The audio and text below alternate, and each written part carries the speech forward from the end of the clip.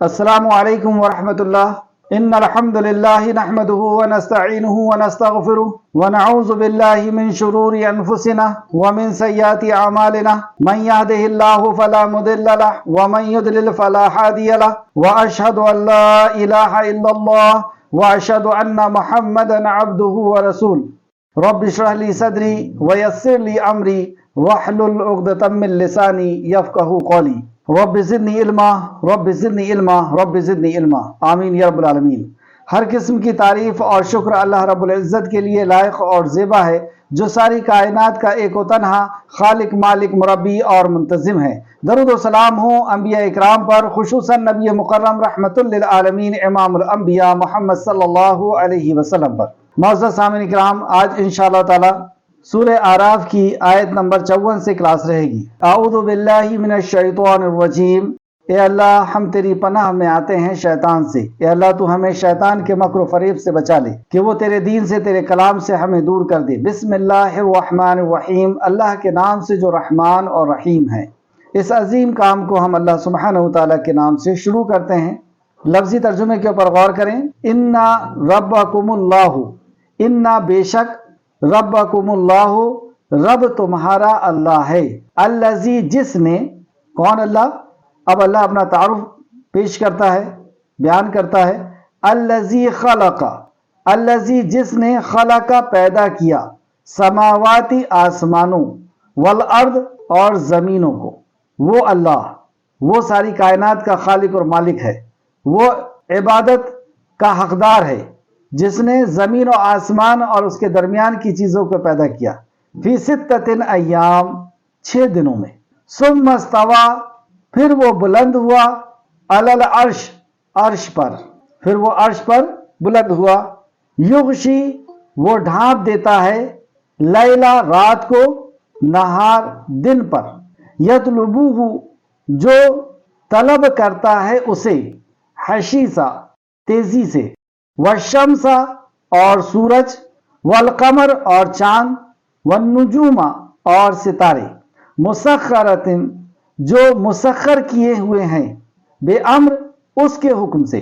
یعنی یہ بڑے بڑے ستارے، سیارے اللہ کے حکم سے مسخر کیے ہوئے، کام پہ لگائے ہوئے ہیں۔ الا، خبردار، لہو، اسی کے لیے ہے، خلق کو پیدا کرنا، والامر، اور حکم دینا، اسی کی یہ بادشاہی اور اسی کے یہ واقعی لائق ہے کہ ایسی مخلوق کو وہ پیدا کرے اور پھر اسے حکم دے کر کے اس کی تدبیر کرے اور اسے کام پہ لگا دے۔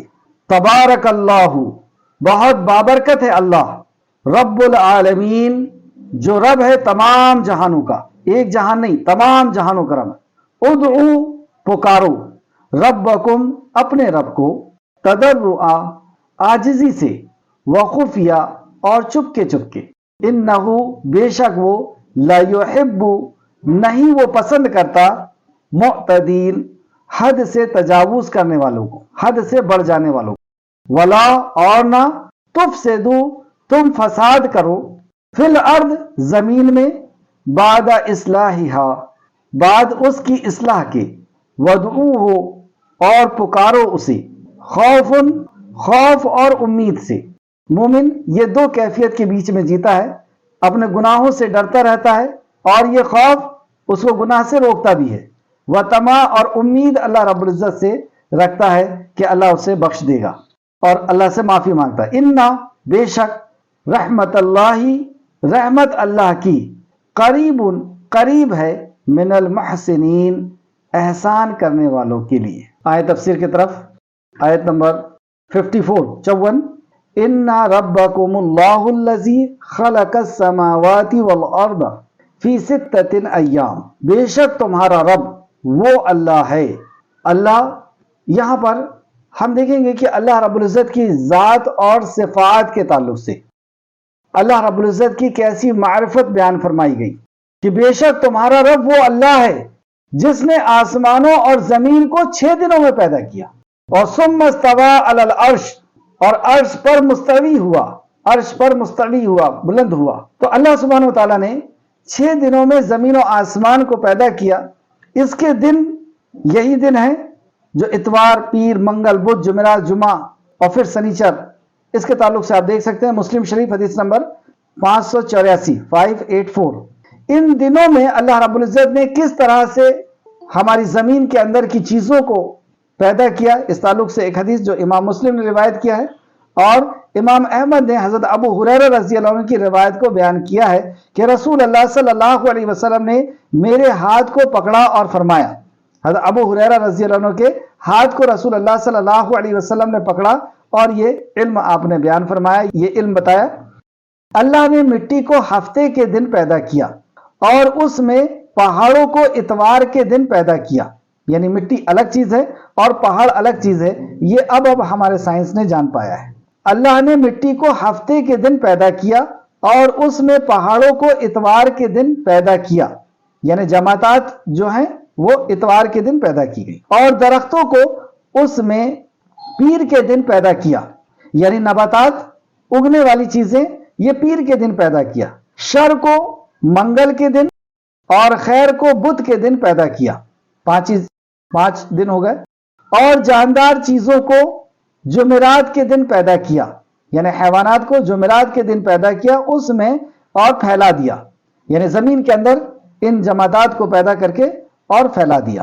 حضرت آدم علیہ السلام کو آخری مخلوق کے طور پر جمعہ کے دن آخری گھڑی میں عصر اور رات کے درمیان کے کسی گھڑی میں پیدا فرمایا، یعنی دنیا کی ساری چیزوں کو اللہ رب العزت نے پہلے بنا دیا، اور یہ دنیا جس کے لیے بنائی گئی تھی حضرت آدم ذات، پھر آدم علیہ السلام کو اللہ رب العزت نے جمعہ کے دن آخری گھڑی میں یعنی عصر اور مغرب کے درمیان کے کسی حصے میں اللہ رب العزت نے آپ کو اٹھایا۔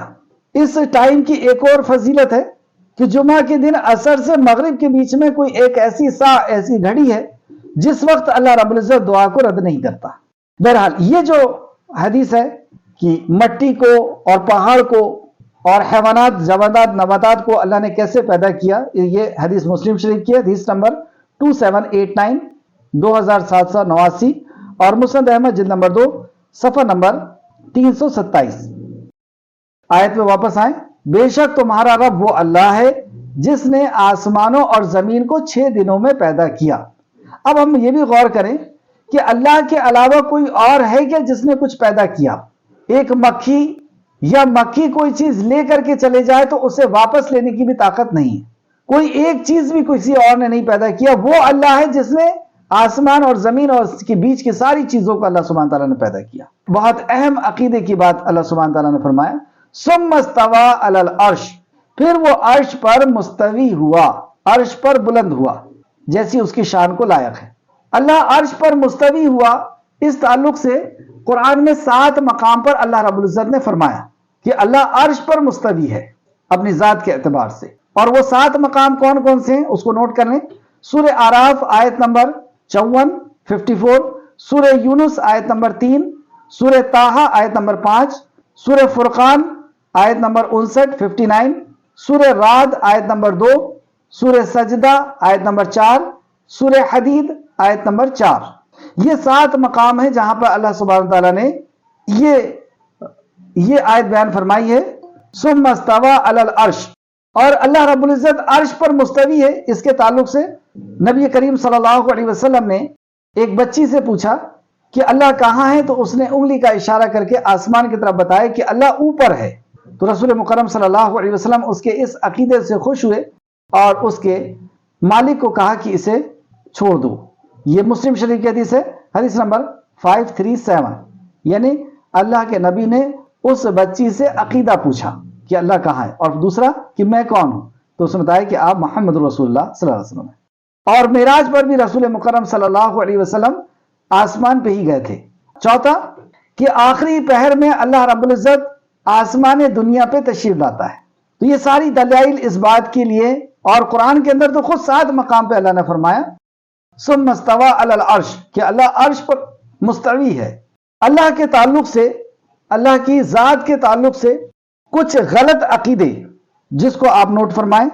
پہلا، اور یہ ایسے عقیدے ہیں جو اسلام سے اور لا الہ الا اللہ عقیدے کے بالکل مخالفت میں ہیں، یعنی اسلام کے دائرے سے باہر کر دینے والے ہیں، جیسے کہ عقیدہ حلول کا عقیدہ، حلول و اتحاد، یعنی بعض اوقات اللہ تعالیٰ انسان کے وجود میں اتر آتا ہے، اور پھر اللہ، کچھ لوگوں کا یہ عقیدہ ہے کہ اللہ رب العزت بعض اوقات کچھ ٹائم کے لیے انسان کے اندر آ جاتا ہے، نعوذ باللہ استغفر اللہ۔ یہ بالکل باطل عقیدہ جو کتاب و سنت کے بالکل خلاف ہے، اور اس کو دلیل اس بات سے بناتے ہیں کہ آنکھ بن جاتا ہے، پیر اور ہاتھ بن جاتا ہے، اس کا غلط استدلال کرتے ہیں، جبکہ اس حدیث کا مفہوم یہ ہے کہ وہ ویسا دیکھتا ہے جیسے اللہ دکھانا چاہتا ہے، وہ ویسا چلتا ہے جیسے اللہ چلانا چاہتا ہے، وہ بولتا ہے جو اللہ اس کو بلوانا چاہتا ہے، لیکن اس کو غلط طریقے سے پیش کر کے اور یہ غلط عقیدہ بنا لیا کچھ لوگوں نے کہ اللہ رب العزت کچھ وقت کے لیے کسی چیز کے اندر یا کسی مخلوق کے اندر یا کسی انسان کے اندر آ جاتا، نعوذ باللہ استغفر۔ یہ باطل عقیدہ۔ دوسرا باطل عقیدہ وحدت الشہود کا عقیدہ، کہ دنیا کی یعنی کائنات کی ہر چیز اللہ کی پرچھائی ہے۔ وحدت شہود کا عقیدہ کہ کائنات کی ہر چیز اللہ کی پرچھائی ہے، یعنی اللہ تعالیٰ کا الگ مستقل وجود تو ہے، لیکن دنیا کی جو چیزیں ہیں وہ اللہ کی پرچھائی ہیں۔ اگر اس عقیدے کو صحیح مانا جائے تو مخلوق جو ہے وہ کبھی فنا بھی ہوتی ہے اور کبھی وجود میں آتی ہے۔ تو مخلوق اگر فنا ہو رہی ہے، تو اگر پرچھائی فنا ہو رہی ہے، تو اس کا جس کی وہ پرچھائی ہے وہ نعوذ باللہ استغفر اللہ۔ ایسا باطل عقیدہ، ایسا جھوٹا عقیدہ جس میں قرآن و حدیث میں جس کی کوئی مثال یا کوئی حقیقت نہیں ملے گی۔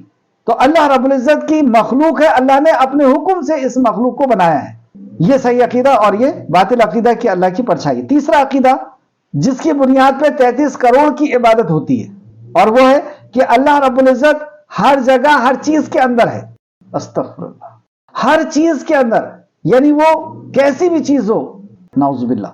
یہ عقیدہ صراحتاً کتاب و سنت کی تعلیم سے منافی ہے، غلط ہے، اور کوئی بھی ذی شعور انسان اسے قبول نہیں کرتا۔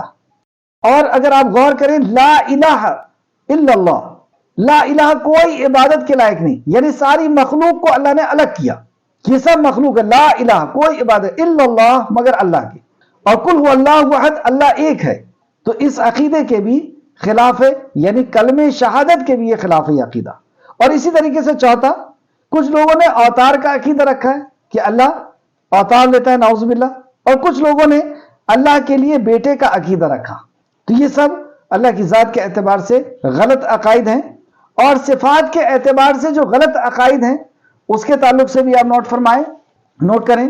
اللہ سبحانہ تعالیٰ کے اچھے اچھے نام و بلند صفات ہیں، وہ تمام صفات کمال سے متصف ہے، یعنی تمام صفات کمال کی ہے، اور تمام صفات نقص سے یعنی عیب سے، نقص سے پاک ہے، اور اپنی تمام صفات میں اللہ سبحانہ تعالیٰ منفرد ہے، اکیلا ہے، الگ ہے۔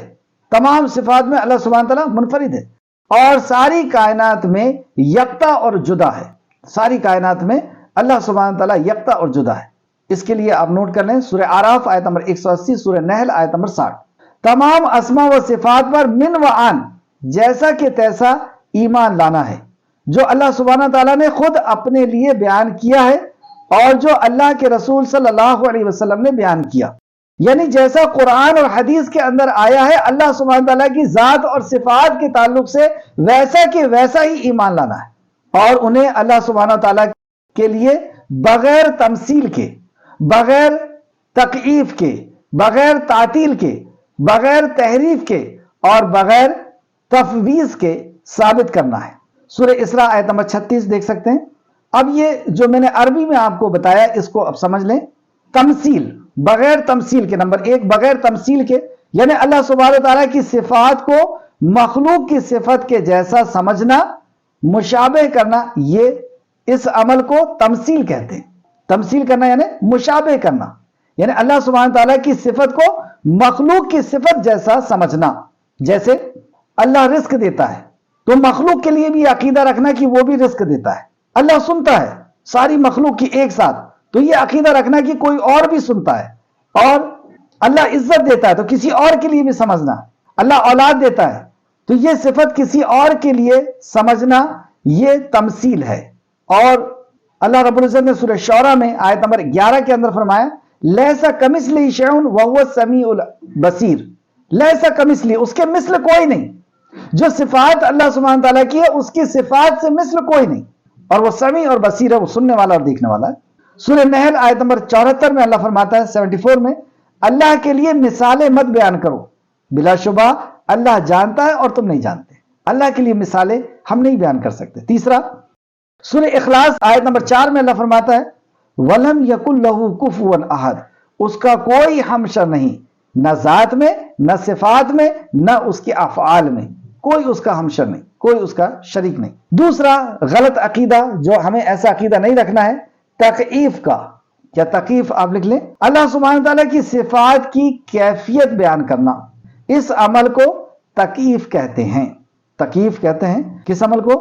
کہ اللہ کی صفات کی کیفیت بیان کرنا۔ جیسے اللہ سبحانہ تعالیٰ کے ہاتھ ہیں، اللہ رب العزت کا وجہ ہے، اللہ نزول کرتا ہے آسمان دنیا پر، تو ہم اس کی کیفیت نہیں بیان کر سکتے کہ کیسے کرتا ہے، جیسی اس کی شان کو لائق۔ اللہ کے ہاتھ ہیں، کیسے ہیں ہم اس کے بارے میں سوچ بھی نہیں سکتے، لیسا کمثلی، اس کے مثل کوئی نہیں۔ تو ہمارے دماغ اور ذہن کے اندر جتنی بھی باتیں آئیں گی اس کے مثل نہیں ہے، اس کے جیسا نہیں ہے اللہ کا ہاتھ، اللہ کا وجہ، اللہ کا چہرہ، اللہ کا نزول کرنا، اترنا آسمان دنیا کے اوپر، آنا، نزول کرنا، یہ ہم جتنا بھی سوچیں گے اس سے وہ پرے ہے۔ لیسا کمثلی کہہ کر کے اللہ نے ہماری ساری سوچ کو ختم کر دیا کہ ویسا اللہ رب العزت نہیں ہے۔ تو اللہ سبحانہ تعالیٰ کی کیفیت کیسی ہے ہمیں نہیں معلوم، ویسی ہے جیسی اس کی شان کو لائق ہے۔ کیفیت کیسی ہے نہیں معلوم، لیکن کیفیت کا انکار بھی نہیں ہے، کیفیت کا انکار بھی نہیں ہے۔ امام مالک رحمۃ اللہ علیہ فرماتے ہیں الصفت معلوم، اللہ کی صفت معلوم ہے، کیفیت مجہول، کیفیت معلوم نہیں، اور السوال بدعت، اور سوال کرنا اس تعلق سے یہ بدعت ہے۔ تو صفت اللہ نے بتا دیا، جو صفت بتا دیا وہ ہمیں پتا ہے قرآن کے اندر جو صفت ہے، لیکن کیفیت ہمیں نہیں معلوم، تو اس کے لیے ہم یہی کہیں گے کہ جیسی اللہ کی شان کو لائق ہے ویسی اس کی کیفیت ہے۔ اللہ سبحانہ تعالیٰ کی اسماء و صفات کا معنی معلوم جبکہ کیفیت مجہول۔ سورہ طٰہٰ آیت نمبر 110 کے اندر اللہ فرماتا ہے جو کچھ ان کے آگے اور پیچھے ہے اسے اللہ ہی جانتا ہے، مخلوق اس کا اپنے علم سے احاطہ نہیں کر سکتی۔ کس کا؟ اللہ کا۔ مخلوق اس کا اپنے علم سے احاطہ نہیں کر سکتی۔ اور سورہ بقرہ آیت نمبر 140 کے اندر اللہ نے فرمایا آپ کہہ دیجئے کہ کیا تم زیادہ جانتے ہو یا اللہ؟ تو اللہ رب العزت کے تعلق سے جو اللہ سبحانہ تعالیٰ نے بتایا ہے ویسا کہ ویسے ہی ہم کو اس پہ ایمان لانا۔ تیسرا کہ ایسا عقیدہ ہم کو نہیں رکھنا ہے تعطیل۔ تعطیل کسے کہتے ہیں؟ اللہ سبحانہ تعالیٰ کی صفت کا ہی انکار کر دینا، سرے سے ہی صفت کا انکار کر دینا، اس عمل کو تعطیل کہتے ہیں۔ جبکہ اللہ سبحانہ تعالیٰ نے سورہ اعراف آیت نمبر 180 کے اندر فرمایا اور اللہ کے اچھے اچھے نام ہیں، تم اسے ان کے ساتھ پکارو اور انہیں چھوڑ دو جو اللہ کے ناموں میں الحاد کرتے ہیں۔ تو اللہ کی صفات اللہ نے خود بیان کیا کہ اللہ کی اچھی اچھی صفات ہیں، تم اسے اس ناموں سے پکارو۔ تو یہ تعطیل یہ ہے کہ اس کی صفت کا انکار کر دینا، تو یہ اللہ کے کلام کا ہی انکار کر دینا ہے، اللہ کی صفات کا ہی انکار کر دینا ہے، جو غلط عقیدہ ہے۔ اور اس میں غور کرنے والی بات، اور اللہ کے اچھے اچھے نام ہیں تم اسے اس ناموں کے ساتھ پکارو۔ تو اللہ کے ناموں کے ساتھ ہمیں پکارنا چاہیے، رحمان، رحیم، رب، اللہ۔ اور علماء یہ کہتے ہیں کہ خدا کا لفظ یہ فارسی لفظ ہے اور اس سے بھی پرہیز کرنا چاہیے۔ اللہ کے اچھے اچھے نام ہیں، ان ناموں کے ساتھ اس کو پکارو۔ سورہ نحل، اللہ کے لیے تو بہت ہی بلند صفات ہیں۔ تو یہاں پر بھی ہم نے پتہ چلا کہ اللہ نے سورہ نحل میں بھی فرمایا کہ اللہ کے لیے بلند صفات ہے، تو صفات کا انکار کیسے کر سکتے ہیں؟ تو یہ تعطیل ہے۔ چوتھا تحریف۔ تحریف یعنی تعویل کرنا، کچھ ہے اور کچھ کو کچھ اور کرنا، یعنی اس سے زیادہ کرنا۔ تبدیل کرنا، تعویل کرنا، تبدیل کرنا یعنی بدلنا۔ جیسے یہود و نصارہ نے کتاب میں تحریف کیا۔ تحریف کیا یعنی معنی بدل دیا، کبھی لفظوں کو بدلنا یا معنی کو بدلنا یا لفظ کو ہی بدل دینا، اس طریقے سے۔ تو اللہ سبحانہ تعالیٰ کی صفت میں معنی کو تبدیل کرنا، معنی کے تبدیل کے عمل کو تحریف یا تعویل کہتے ہیں۔ جیسے اللہ سبحانہ تعالیٰ کا ید، ہاتھ، قرآن کے اندر آتا ہے کہ آدم علیہ السلام کو اللہ نے دونوں ہاتھوں سے بنایا۔ اب اس ہاتھ کو اللہ نے کہا کہ اللہ نے اپنے ہاتھوں سے بنایا، لیکن اس کی کوئی تعویل کرے، اس کی تحریف کرے تو کیسا کرتا ہے وہ تحریف؟ کہ یہاں ہاتھ سے مراد اللہ کی طاقت ہے۔ کیسے کہہ سکتے ہیں؟ جب اللہ نے قرآن میں ہاتھ کہا تو ہمیں ہاتھ ہی کہنا ہوگا، اس ہاتھ پر ہی یقین رکھنا ہوگا، لیکن ہاتھ کیسا اس کی کیفیت نہیں پتا، جیسی اس کی شان کو لائق ہے ویسا ہے وہ۔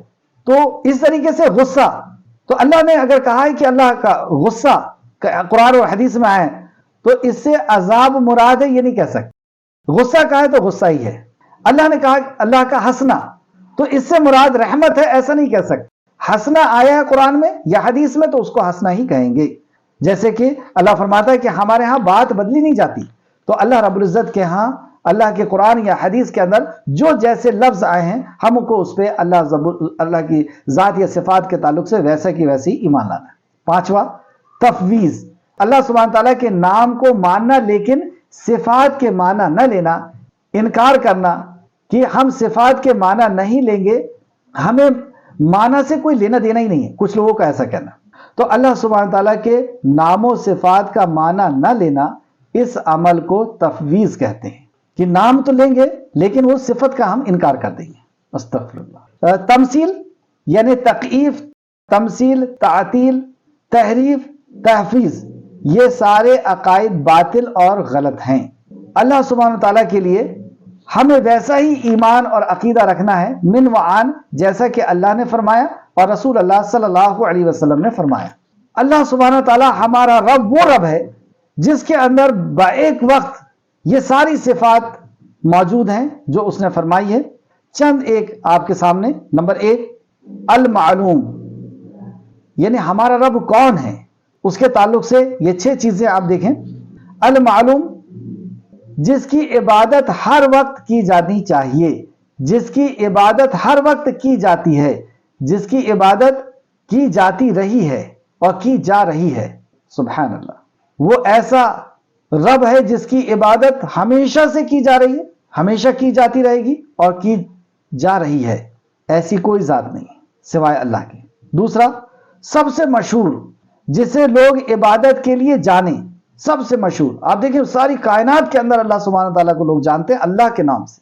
تیسرا، اس کی طاقت کا جب ذکر کیا جائے تو مخلوق کے سامنے، جب اس کی طاقت کا ذکر کیا جائے مخلوق کے سامنے تو اس کی عقل دنگ رہ جائے، کیسی طاقت اور کیسی قدرت کا وہ مالک ہے کہ آسمان اسپیس کے اندر کس قدر سیارے ہیں، کس قدر گیلیکسیز ہیں، اور سب کے اندر سب کی جو ہے ضرورتوں کو اور اس کے روٹ کو، اس کے سفر کو اللہ رب العزت سب کو ایک جیسا جان رہا ہے، ہر مخلوق کو دیکھ رہا ہے، ہر مخلوق کو سن رہا ہے، ہر مخلوق کو وہ جان رہا ہے، ایسی طاقت کا وہ مالک۔ چوتھا، ایسی اکیلی ذات جو پوری کائنات کی حفاظت کے لیے اکیلے کافی ہو، کسی کی مدد کے بغیر اور کسی تھکان کے بغیر، نہ کسی مدد کی ضرورت اور نہ ہی اللہ رب العزت کو کوئی تھکان محسوس ہوتی ہے، وہ ایسی ذات۔ پانچواں، ایسی ذات جب مخلوق تکلیف میں اسے ذکر کرتی ہے، ایسی ذات جب مخلوق تکلیف میں اس کا ذکر کرتی ہے تو اس کے نام سے سکون محسوس ہوتا ہے، سکون محسوس کرتی ہے، خوشی میں اس کا نام لے کر سکون محسوس کرتی ہے، اور تکلیف میں بھی اس سے مانگنے پر بے عزتی محسوس نہیں ہوتی، اور بھی بہت کچھ۔ چھٹواں، ایسی ذات مبارک جسے مخلوق کبھی بھی اپنی آنکھوں سے نہیں دیکھ سکتی، یعنی دنیا کے اندر، وہ ایسی ذات کہ دنیا کے اندر اللہ رب العزت کا کوئی دیدار نہیں کر سکتا۔ یہ ساری صفات اور جو بھی صفات ہیں اللہ رب العزت کی، وہ اللہ رب العزت کے لیے اکیلے ہیں۔ لیس کمثلہ شیء وہو السمیع البصیر۔ تو یہاں پر جو اللہ رب العزت نے فرمایا، آیت میں واپس آئیں، ثم استوى علی العرش، پھر وہ عرش پر مستوی ہوا، وہ دن کو رات سے اس طرح ڈھانپ دیتا ہے کہ رات جلدی سے اس دن کو آ لیتی ہے۔ اب دن کو رات میں تبدیل کرتا ہے، رات کو دن میں تبدیل کرتا ہے، اور اس نے سورج، چاند اور ستارے اس طرح پیدا کیے کہ وہ سب اس اللہ کے حکم کے پابندی کر رہے ہیں۔ یعنی صرف پیدا ہی نہیں کیا، پیدا کر کے اس کا پلان بھی کیا، اس کی تدبیر بھی کیا، اور اس تدبیر کے مطابق جو بھی اللہ سبحانہ تعالیٰ نے جس کو جو روٹ دیا، جو سسٹم دیا ہے، اس سسٹم کے اندر وہ کام کر رہے ہیں وہ اللہ۔ پھر سے دیکھیں، اور اس نے سورج کو، چاند کو، ستارے کو اس طرح پیدا کیے کہ وہ سب اس اللہ کے حکم کے پابندی کر رہے ہیں۔ یہ کیسی پابندی کر رہے ہیں؟ دیکھیں، ہم اسپیس کا نظام، فلکیات کا نظام، سورہ یاسین میں بھی اللہ سبحانہ تعالیٰ نے فرمایا ہے آیت نمبر 36 37 36 اور 37 کے اندر، اور ایک نشانی ان کے لیے رات ہے کہ اس میں سے ہم دن کو کھینچ لاتے ہیں۔ یہ اللہ کی نشانی ہے کہ کیسے وہ دن کو رات میں اور رات کو دن میں تبدیل کرتا ہے۔ تو اس وقت ان پر اندھیرا چھا جاتا ہے اور سورج اپنے مقرر راستے پر چلتا رہتا ہے۔ آج سے 1450 سال پہلے اتنی سائنٹیفک بات ہوگی، یہ وہی کر سکتا ہے جو اس کائنات کا بنانے والا ہے، کہ سورج اپنے مقرر راستے پر چلا جاتا ہے۔ ایسا نہیں کہ الٹ اپ کہیں پہ بھی چلا جا رہا ہے، اس کا جو روٹ طے کیا ہوا ہے اس روٹ پر وہ چلتا ہے۔ یہ اللہ غالب اور دانا کا مقرر کیا ہوا انداز ہے۔ اللہ غالب اور دانا کا مقرر کیا ہوا انداز ہے، یعنی ایک لمحہ بھی وہ کم اور زیادہ اور آگے اور پیچھے نہیں ہو سکتا۔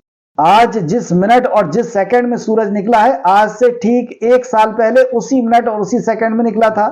10 سال پہلے 10 سال پہلے 20 سال پہلے 100 سال پہلے اسی منٹ اور اسی سیکنڈ میں نکلا تھا، اور آج سے 1 سال اور 2 سال اور 10 سال بعد بھی اسی منٹ اور اسی سیکنڈ میں 1 سال بعد نکلے گا۔ یہ ہے اللہ رب العزت کا زبردست نظام کہ اتنی تیزی سے چلنے کے باوجود بھی اس کی رفتار کے اندر کوئی کمی اور زیادتی نہیں آ سکتی۔ اور چاند کی بھی ہم نے منزلیں مقرر کر دی ہیں، اس کا بھی منزلیں مقرر کر دی ہیں، اس کے بھی گھومنے کا آربٹ جو ہے راستہ طے کر دیا، یہاں تک کہ گھٹتے گھٹتے کھجور کی پرانی شاخ کی طرح ہو جاتا ہے، باریک ہو جاتا ہے۔ پرانی شاخ جو ہوتی ہے کھجور کی بالکل باریک ہوتی ہے، ایسا ہو جاتا ہے۔ یہ ہے ہمارے لیے ڈیٹ متعین کرتا ہے، تاریخ متعین کرتا ہے عبادت کی۔ نہ تو سورج ہی سے ہو سکتا ہے کہ چاند کو جا پکڑے، اور نہ رات ہی دن سے پہلے آ سکتی ہے، اور یہ سب اپنے اپنے دائرے میں تیر رہے ہیں۔ یہ اور سائنٹسٹوں کی ہوش اڑا دینے والی بات کہ کئی زندگیاں کھپ گئیں اور کئی لاکھوں ڈالر خرچ ہو گئے، اب جا کر کے وہاں پر یہ پہنچا ان کا ریسرچ کہ زمین ایک جگہ جمی ہوئی نہیں ہے اور نہ سورج جمع ہوا ہے، جبکہ یہ دونوں کسی ایک دائرے کے اندر گھوم رہے ہیں، اپنی جگہ پر بھی اور کسی کا بھی یہ چکر لگا رہے ہیں۔ اور یہ آج سے 1450 سال پہلے جس نے اس کائنات کو بنایا اس نے نازل فرما دیا، اور سب اپنے اپنے دائرے میں تیر رہے ہیں۔ وہ اللہ، جس اللہ کا یہاں پہ اللہ رب العزت کا جو تعارف دیا جا رہا ہے، بے شک تمہارا رب اللہ ہے جس نے آسمانوں اور زمین کو پیدا کیا۔ یہ پتھر، یہ دھاگے، یہ انسان، یہ جانور اور یہ فرشتے نہیں، تمہارا رب وہ اللہ ہے جس نے 6 دنوں میں آسمان اور زمین کو پیدا کیا، پھر عرش پر مستوی ہوا، بذات خود عرش پر ہے، لیکن اپنے علم کے اعتبار سے، اپنی صفات کے اعتبار سے ہر مخلوق کو دیکھ رہا ہے، جان رہا ہے، سن رہا ہے۔ کوئی کالے رات میں کالے پہاڑ کے نیچے کوئی کالی چیوٹی چل رہی ہے تو اس کے قدموں کی آہٹ کو بھی وہ سن رہا ہے عرش پر ہونے کے باوجود، اور اس نے جس جگہ سے اپنے قدم کو اٹھایا ہے اور جو سوراخ وہاں پر پڑ گیا، جو نشان وہاں پڑ گیا، اس نشان کو بھی وہ دیکھ رہا ہے، اور اس کی ضرورت کو بھی وہ محسوس کر رہا ہے، اس کے دل میں کیا خطرات گزر رہے ہیں اس کو بھی وہ جان رہا ہے۔ ایسا وہ علیم اور خبیر ذات ہے۔ پھر وہ عرش پر مستوی ہو گیا، اور وہ دن کو رات سے اس طرح ڈھانپ دیتا ہے کہ رات جلدی سے اس کو آ لیتی ہے، اور اس نے سورج، چاند اور ستارے اس طرح پیدا کیے کہ وہ سب اس اللہ کے حکم کی پابندی کر رہے ہیں، پابندی میں لگے ہوئے ہیں۔ آگاہ رہو، الا لہ الخلق والامر، آگاہ رہو، پیدا کرنا یعنی پیدا کوئی اور نہیں کر سکتا، اور اس کے بعد حکم صادر کرنا، پلان کرنا، اور اس پلان پر اس کو چلا دینا، یہ صرف اور صرف اللہ سبحانہ و تعالیٰ ہی کی ذات بابرکت کے لائق ہے۔ اور حکم صادر کرنا اسی کے لیے روا ہیں، اسی کی شایان شان ہے، اس کے علاوہ یہ اور کسی کے بس کی بات نہیں کہ فلاں گیلیکسی کا کدھر روٹ ہوگا، کیا اس کی سپیڈ ہوگی، کیا اس کا مدار ہوگا، کیا اس کا آربٹ ہوگا، یہ سب اللہ رب العزت طے کر سکتا ہے، کسی انسان کے اور کسی مخلوق کے بس کی بات نہیں۔ اور انسان کے لیے کیا چیز کی ضرورت ہے اور کب کیا چیز پہنچانا ہے، یہ سب آگے اللہ فرماتا ہے تبارک اللہ رب العالمین۔ تبارک اللہ، اللہ بابرکت ہے، رب العالمین جو تمام جہانوں کا رب ہے۔ برکت کسی بھی چیز کی زیادتی ہو جانے کو برکت کہتے ہیں۔ تو اللہ رب العزت کے پاس برکت کے بارے تعلق سے اگر دیکھیں تو اسپیس کے اندر ہی دیکھ سکتے ہیں کہ کتنی گیلیکسیاں آج تک ستاروں کے جھنڈ کو، ستاروں کو نہیں کہہ رہا میں، ستاروں کے جھنڈ کو گنا جا رہا ہے، اور کہتے ہیں کہ ہمارا سائنس جہاں تک پہنچا وہ 1% پہنچا ہے۔ تو اللہ رب العزت، ساؤنڈ اللہ نے بنایا، ہم لوگ کے ساؤنڈ ہے، آواز ہے، کبھی کسی کی ساؤنڈ آواز نہیں مل رہا، فنگر پرنٹس نہیں مل رہا، آئرس نہیں مل رہا. وہ ہے برکت والی ذات کہ اس کے خزانے میں کسی بھی چیز کی کوئی کمی نہیں. چہرہ بنانا شروع کیا، کبھی کسی کا چہرہ کسی چہرے سے نہیں مل رہا. کتنا بڑا اس کے پاس خزانہ ہوگا چہروں کا. تو اللہ رب العالمین بہت برکت والا ہے. ڈی این اے کوئی دیکھ لیں آپ. چلیں وقت کافی ہو گیا، آگے چلتے ہیں آیت نمبر 55 میں. دیکھیں ابھی تک ہم نے دیکھا کہ اللہ رب العزت وہ ذات ہے جس نے 6 دنوں میں زمین و آسمان اور ساری مخلوق کو پیدا کیا اور عرش پر مستوی ہوا، اور وہاں سے اللہ رب العزت کا کنٹرول ساری مخلوق کے اوپر ہے. ساری مخلوق کو دیکھ رہا ہے، سب کو سن رہا ہے، سب کو جان رہا ہے. اور بندہ دعا کر رہا ہے، اللہ رب العزت اس کی دعاؤں کو سن رہا ہے، اس کو دعاؤں کو پوری کر رہا ہے، اس کی ضرورتوں کو پوری کر رہا ہے. بغیر مانگے بھی اللہ رب العزت نے بے شمار نعمتیں عطا کی. اور اب اللہ سبحانہ و تعالیٰ اس آیت کے اندر فرماتا ہے ادعو، تم اپنے رب سے دعا کرو، تم اپنے رب کو پکارو. آہ و آزاری سے یعنی گڑ گڑا کر، گڑگڑاتے ہوئے اور چپ کے پکارو. بے شک وہ حد سے گزر جانے والوں کو پسند نہیں کرتا. اب اللہ رب العزت نے اپنی معرفت کرائی کہ تمہارا رب وہ ہے جس نے مخلوق کو بنایا اور مخلوق کی تدبیر بھی کیا. مطلب اس کا خالق بھی ہے اور مخلوق کی ضرورتوں کا بھی پورا کرنے والا ہے اور اس کی تدبیر بھی کرنے والا ہے. اس کو صحیح اندازے پر چلانے والا بھی ہے، جس کو ہم عام لفظ میں پلان کہتے ہیں کہ پلان اس نے کیا اور پھر پلان کو اپلائی بھی کہ کب پانی گرے گا، کہاں گرے گا، کتنا گرے گا، کون کہاں پیدا ہوگا، کب مرے گا، کتنا اس کے لیے کھانے کی ضرورت ہوگی. اور یہ ساری چیزوں کا اللہ رب العزت نے نظام طے کیا. اب اس کے بعد اللہ سبحانہ تعالیٰ فرماتا ہے وہ اللہ ہے، اس سے مانگ لے. اور مانگنے کا طریقہ بتاتا ہے کہ اس سے گڑ گڑا کر اور چپ کے اسے پکار لے. اور بے شک وہ حد سے گزر جانے والوں کو پسند نہیں کرتا.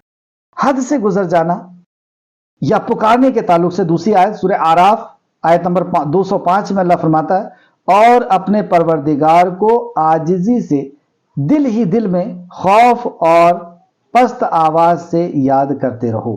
خوف اور پست آواز سے دل ہی دل میں اس کو یاد کرتے رہو. سورہ آراف آیت نمبر 205. اللہ رب العزت کو زور سے پکارنا یہ منع ہے، کیونکہ اللہ رب العزت خفیہ بات کو بھی سننے والا ہے. جیسے ایک صحیح میں ایک حدیث ہے، حضرت ابو موسیٰ اشعری رضی اللہ عنہ سے روایت ہے کہ تکبیر و تحلیل کے دوران میں ہماری آوازیں بلند ہو جاتی تو رسول اللہ صلی اللہ علیہ وسلم نے فرمایا لوگوں اطمینان اور سکون اختیار کرو کہ تم نہ تو کسی بہرے کو پکارتے ہو نہ کسی غائب کو، بلکہ جس کو تم پکارتے ہو بے شک وہ سننے والا بھی ہے اور قریب بھی ہے. سبحان اللہ، وہ سننے والا بھی ہے، سن رہا ہے وہ تمہاری بات، اور قریب بھی ہے اس کی صفات کے اعتبار سے. اور اس کی صفت کیسی ہے؟ لیسا کمثلہ، ہم نہیں جانتے. تو وہ اپنے صفات کے مطابق ہماری بات وہ سن بھی رہا ہے اور دیکھ بھی رہا ہے، جان بھی رہا ہے. یہ بخاری اور مسلم کی حدیث ہے. بخاری شریف حدیث نمبر 2992، مسلم شریف حدیث نمبر 2704. بے شک وہ حد سے بڑھ جانے والوں کو دوست نہیں رکھتا، یعنی پسند نہیں کرتا، خواہ وہ دعا کی حد سے بڑھ جانا ہے یا عمل کے اعتبار سے بڑھ جانا ہو. یعنی شریعت جو اللہ رب العزت نے حدود طے کی ہے اس حدود سے بڑھ جانے والوں کو بھی اللہ پسند نہیں کرتا کہ انسان شریعت کی نافرمانی کرے، اور دعا میں بھی حد سے بڑھ جانے والوں کو پسند نہیں کرتا. دعا میں حد سے بڑھ جانا کیا ہے؟ تفسیر ابن کثیر جلد نمبر 2 صفحہ نمبر 628 کہ کوئی شخص ایسی دعا مانگے کہ مجھے انبیاء علیہ السلام کے درجات تک پہنچا دے. یہ حد سے بڑھنا ہے. ہماری جو حد ہے اس حد پہ ہمیں دعا مانگنا ہے. ہم انبیاء کے درجے پہ کیسے پہنچ سکتے ہیں؟ نعوذ باللہ. اور ایسی دعا کرنا جیسے عبداللہ بن مغفل نے اپنے بیٹے کو یہ دعا کرتے ہوئے سنا، اے اللہ میں تجھ سے یہ سوال کرتا ہوں کہ جب جنت میں داخل ہو تو جنت کے دائیں طرف مجھے سفید محل عطا فرمانا. انہوں نے کہا بیٹا اللہ تعالیٰ سے جنت کا سوال کرو اور دوزخ سے پناہ مانگو. میں نے رسول اللہ صلی اللہ علیہ وسلم کو یہ ارشاد فرماتے ہوئے سنا ہے کہ کچھ لوگ دعا اور طہارت میں حد سے بڑھ جائیں گے. یہ دعا میں حد سے بڑھنا ہے. جب رسول مکرم صلی اللہ علیہ وسلم نے فرما دیا کہ جنت میں ہر وہ چیز ہے جو بندہ چاہے گا اور جنت میں وہ نعمتیں ہیں نہ تمہارے دماغ اس کے بارے میں سوچ سکتا ہے نہ کسی آنکھ نے اسے دیکھا، تو جو چاہو گے وہ ملے گا. اب ایسا بولنا یا مانگنا کہ مجھے سفید محل ہو، دائیں طرف ہو، فلاں ہو فلاں ہو، اس کی کوئی ضرورت نہیں. ہم نہیں سوچ سکتے، اس سے بڑی نعمتیں اللہ رب العزت عطا فرمانے والا ہے. تو یہ حد سے بڑھنا ہے دعا میں. اور دوسرا طہارت میں حد سے بڑھنا. کہ طہارت جیسے وضو کرتے ہیں ہم لوگ 3 بار رسول مکرم صلی اللہ علیہ وسلم نے کیا, وضو کر کے صحابہ نے بھی اسی طرح کیا, لیکن کوئی 10 بار کر رہا ہے یا 5 بار کر رہا ہے 4 بار کر رہا ہے, تو یہ حد سے بڑھنا ہے. آخری آیت, اس آیت پہ کلاس کا ہم اختتام کریں گے. آیت نمبر 56, اور زمین کی اصلاح کے بعد تم اس میں فساد نہ کرو. زمین کی اصلاح کے بعد فساد نہ. فساد کیا ہوتا ہے؟ فساد زمین پر اللہ کی نافرمانی, یہ زمین کا بگاڑ ہے کہ انسان شراب, جوا, چوری, مرڈر کرنے لگے, تو یہ اس سے زمین کے اندر فساد پیدا ہوتا, بیلنس بگڑتا ہے. تو زمین کی اصلاح کے بعد تم اس میں فساد نہ کرو, اور اللہ کو خوف سے اور طمع یعنی امید کرتے ہوئے پکارو. یہ ایک مومن کی شان ہے کہ وہ خوف اور امید کے بیچ میں اس کا ایمان رہتا ہے, اور خوف اور امید کے بیچ میں وہ جیتا ہے. یعنی اللہ رب العزت سے صرف خوف کرنا یہ بھی ایمان کے منافی ہے, اور صرف اللہ سے امید رکھنا یہ بھی غلط ہے. ہمیں اللہ رب العزت سے خوف بھی رکھنا ہے جو ہم نے گناہ ہو گئے ہیں, اور اللہ کی پکڑ کا ہمیں خوف بھی ہونا چاہیے, اور اس سے امید بھی ہونا چاہیے. ان دونوں کے بیچ میں ایمان ہے. اور اس کی مثال ایسی ہے, پرندہ جو اڑتا ہے وہ 2 پروں کے ساتھ اڑتا ہے, یعنی وہ پرواز 2 پروں کے کرتا ہے. اگر ایک پر کاٹ دیا جائے تو وہ پرواز نہیں کر سکتا, ایک پر ادھورا ہو جائے تو وہ پرواز نہیں کر سکتا. اسی طرح مومن بھی اس 2 کیفیت کے بیچ میں زندگی جیتا ہے کہ اللہ رب العزت سے ڈرتا ہے اور نافرمانی سے بچتا ہے, اور اللہ سے امید رکھتا ہے, اور اللہ سے محبت کے ساتھ اللہ کے لیے نیک, اللہ کو راضی کرنے کے لیے نیک کام. تو خوف اور امید کے بیچ میں یہاں پہ جینے کے تعلق سے اللہ نے فرمایا کہ فساد نہ کرو, اور اللہ کو خوف سے اور طمع یعنی امید کرتے ہوئے اسے پکارو. بے شک اللہ کی رحمت احسان کرنے والوں کے قریب ہے. محسنین, اللہ رب العزت کی رحمت احسان کرنے والوں کے یعنی نیک کام کرنے والوں کے قریب. اور اسی طریقے سے اللہ رب العزت کی رحمت متقیوں کے قریب ہے. متقی اور احسان کرنے والا ایک ہی چیز ہے, نیک کام کرنے والا. جیسے کہ ہم دیکھ سکتے ہیں سورہ آراف آیت نمبر 156 میں اللہ نے فرمایا, اور میری رحمت نے ہر چیز کو گھیرے ہوئے ہے, سو میں اسے ان لوگوں کے لیے ضرور لکھ دیتا ہوں جو تقوی اختیار کرتے ہیں. تو اللہ رب العزت کی رحمت اسے ضرور پا کر کے رہتی ہے جو تقوی اختیار کرتا ہے, اور جو محسنین ہے, احسان کرنے والا ہے یعنی نیکی کرنے والا ہے.